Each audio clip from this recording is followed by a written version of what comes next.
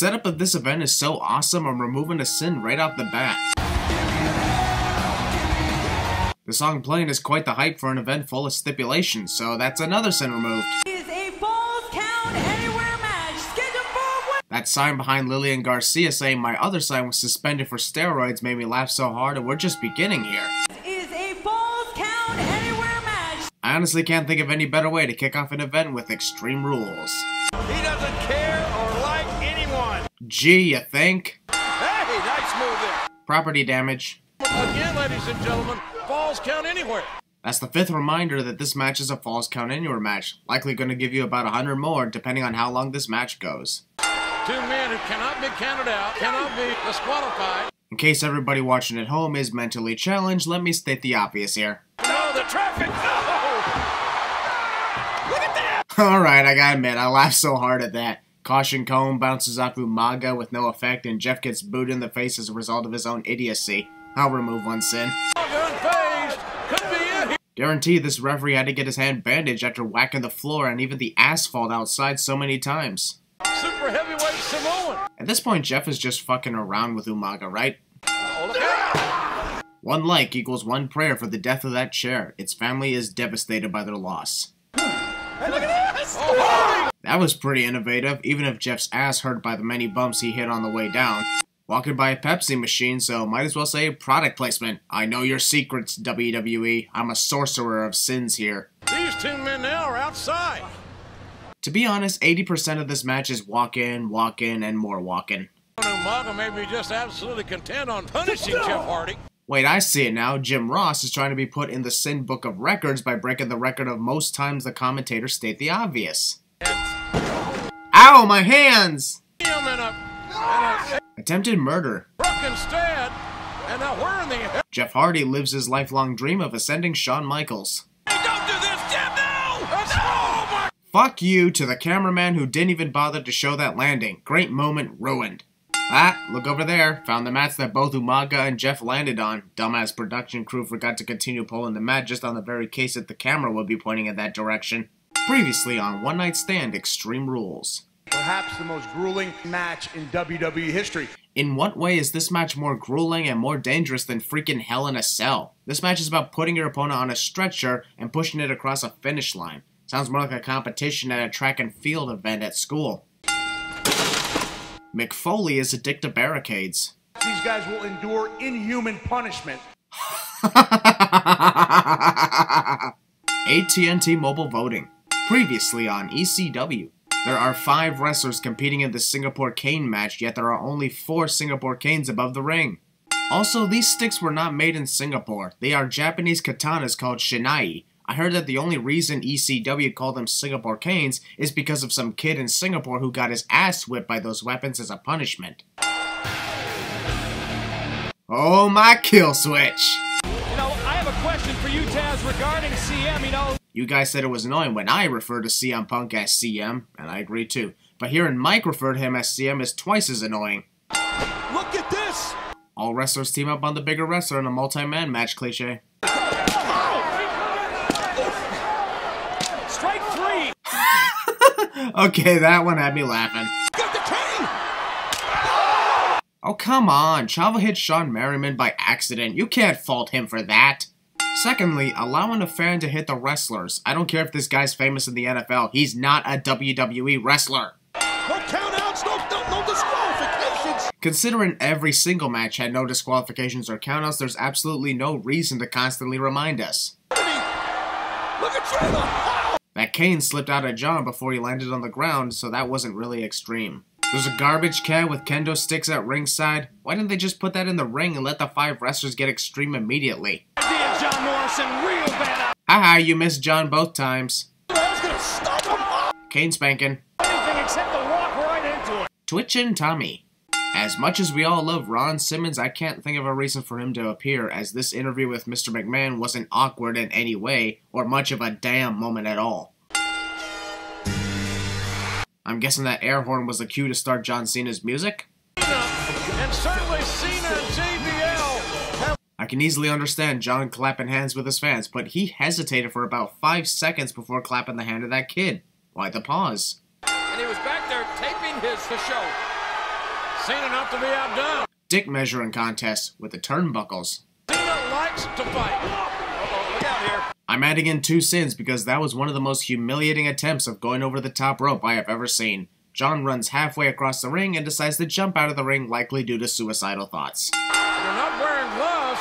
I think that's the 3rd time JR said they're not wearing gloves. I think we figured that out the first time you said that, or even before you said it. Pounding JBL's. JBL delivered an eye poke using the Force. You're trying to bring blood. You want to smash my skull. Well, if it means making John bleed, then yeah, JBL wants to smash his skull. Oh. JBL made sure to hit John as soft as possible.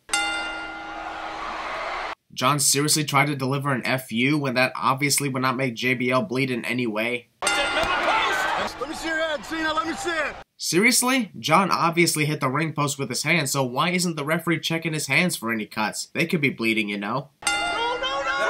No.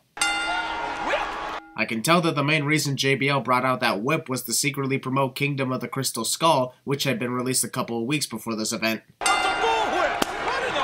Instead of going ahead and whipping John, JBL wastes time standing around and slowly approaching John. See what happens when you waste too much time? Strangulation. Also, there's your hero, kids, teaching you a valuable lesson. If someone is bullying you, attempt to strangle them to death.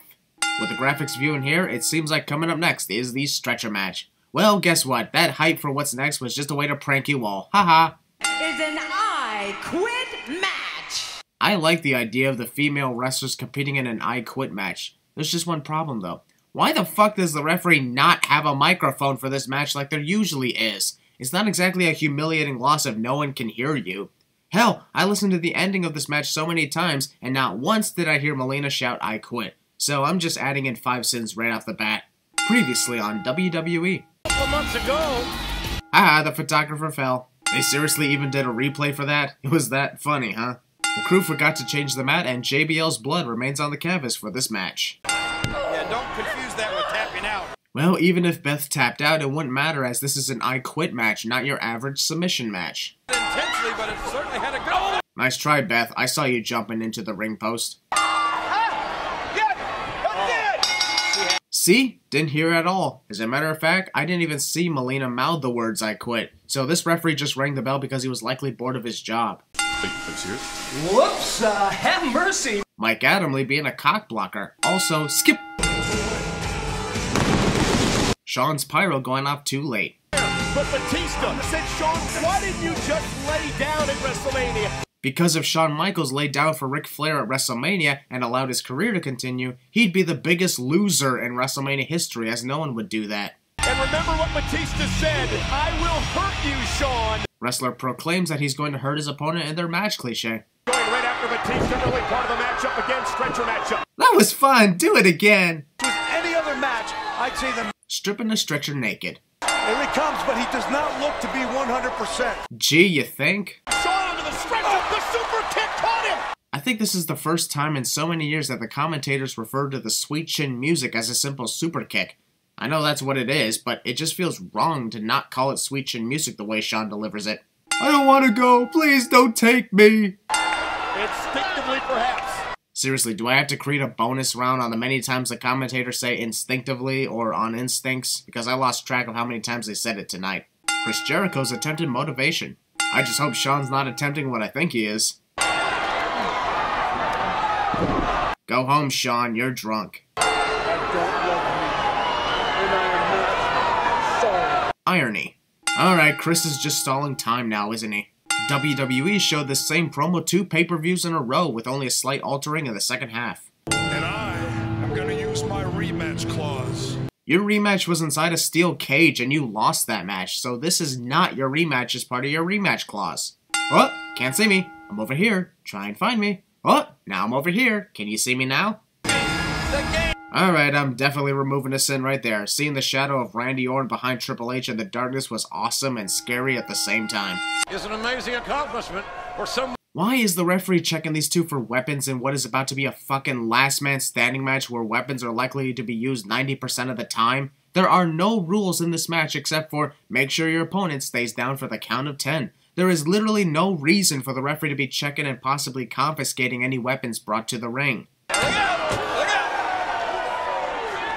sliding. And the only reason Randy slid at all on the announce table was because of the 2 bottles of baby oil that he put all over himself. Mouth ripping. Take a while to get there. Considering all the abuse Randy's left shoulder took, it's amazing that his collarbone hadn't been broken already before it really did. Oh, man. Hunter's fist being off sync with the sound he made. No! Hunter's knee preventing Randy from really connecting with that DDT. Counting ends. Match concludes. What? This match concludes? JR must not know how a last man standing match goes because the referee counted up to 6 before Randy was back on his feet. From what I see, the match didn't end right there. Ow, you broke my hand! There's a freaking table underneath the ring, and yet Randy decides to grab an extension cord, which doesn't really help him at all in this match. It fucking sucks when someone breaks his collarbone, and what sucks just as much is this match had to be cut short because of it, and just when this last man standing match was starting to get even better. Randy has a legit injury and Hunter decides to not retain his title right here, even though he knows Randy's not even going to attempt to get back to his feet. Again, I understand that this is a last man standing match, but motherfucker, he's legit injured badly. Oh, man. Random WWEshop.com commercial, all just to lead us back to Randy, who's still at ringside, giving you 25 seconds of a commercial and bringing you back to where we never left. You notice, Michael, there was no name on that World Heavyweight Championship. Well, yeah, that's the whole point of a title being vacated. Means there is no champion. Did you expect Undertaker's name to still be on it after he got stripped of the title?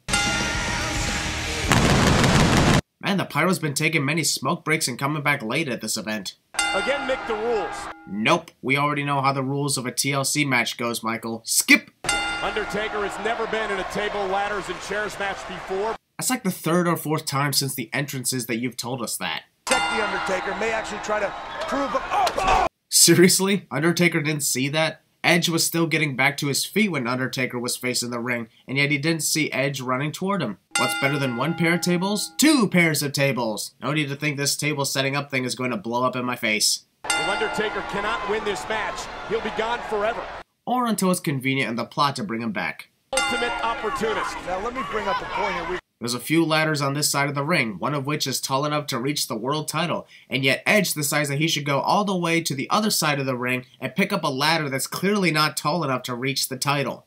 I mean, seriously, I might just have to add a double sin here, because even if Edge made it to the tip top of that ladder, he still wouldn't be able to reach the title. He's supposed to be the mastermind of the TLC match, so does he not know that this obviously won't work? On SmackDown. Undertaker managed to catch himself before hitting the ladder and ended up losing his balance and falling over as a result. But he got the ladder right between his eyes. Or likely between his fingers. I am seriously whacking my face against my desk here, as these two are depending on the smallest ladders ever to get them to something that will forever be out of reach if they keep this up. See? Oh! Did you hear that? No, we're deaf. What do you think? Ladder placed like a bridge between ring apron and barricade cliche. It took literally 10 minutes of climbing a small ladder for Edge to realize that maybe he should have brought in a bigger ladder to try and reach the title.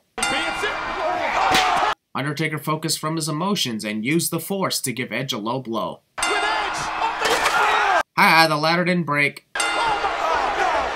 Kurt Hawkins and Zack Ryder ruining a pretty good TLC match. Did you guys think your presence would make this match any better? Well, you're wrong. I'll give this a double sin remover since both Kurt and Zack got what they deserved. And another sin remove for that awesome last ride through the double table. La Familia also ruining everything. This has got to be the most embarrassing place to set up the ladder when you're trying to get the championship above the ring. For Undertaker to take that fall at his age in 2008, I'll remove 3 sins. I was going to remove 4 sins for 4 tables destroyed at once in this moment, but unfortunately Undertaker missed one. 2 minutes of nothing and Edge slowly climbing a ladder. Edge is there! Edge is the world champion! Honestly, when I first watched this in 2008, I didn't fall for the whole Undertaker is banished shtick. Mainly because a legend like The Undertaker wouldn't be gone from WWE on a small pay-per-view like One Night Stand. This was likely put in place because Undertaker wanted to go on vacation, and I don't blame him. He's not exactly young anymore at this stage of his career. Bottom line is, you couldn't come up with something other than a leave-in WWE storyline. The career of The Undertaker is dead. For only 2 months,